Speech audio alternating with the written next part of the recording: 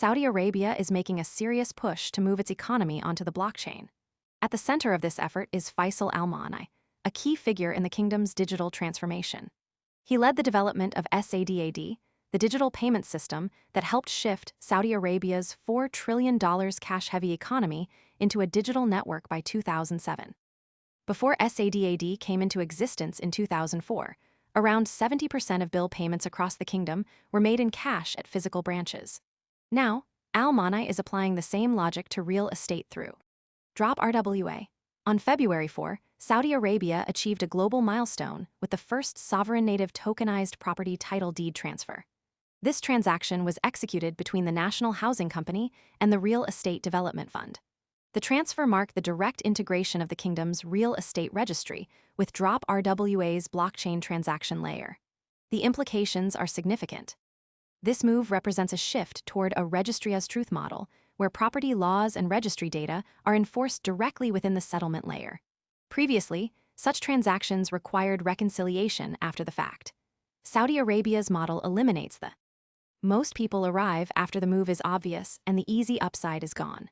We focus on serious crypto education and high-quality signals before the crowd rushes in, so you can understand the setup earlier and move sooner.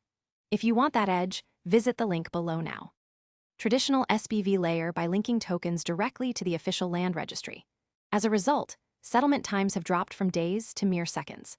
Al-Monai has now secured $12.5 billion in mandates to bring real-world assets onto the blockchain via droppRWA. His ambitions extend beyond property, though. The success of this tokenized property transfer opens the door for broader applications of blockchain in asset management. The National Housing Company and the Real Estate Development Fund are among the first to embrace this new system. The transaction involved a real estate title transfer, but the underlying infrastructure is designed to handle a range of tokenized assets. This is not a small experiment. It is a foundational shift in how property and other assets are managed in the kingdom. The integration of the Real Estate Registry with droppRWA is a major step toward a fully digitized asset ecosystem. The system's efficiency is already evident.